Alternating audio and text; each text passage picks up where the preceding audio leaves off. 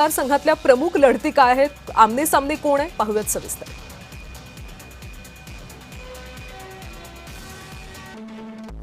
तर सोलापूर विधान परिषद यामध्ये भाजपचे राजेंद्र राऊत तर राष्ट्रवादी शरद पवार पक्षाचे वसंतराव देशमुख यांच्यामध्ये लढत आहे।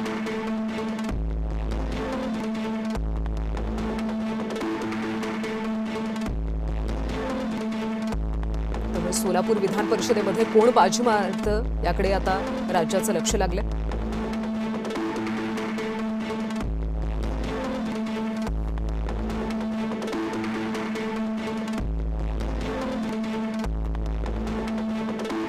तर सोलापूर विधान परिषद निवडणुकीचा आज निकाल आहे आणि निकालाआधीच बार्शीमध्ये विजयाचे बॅनर्स लागल्याने सध्या चर्चांना उधाण आलं।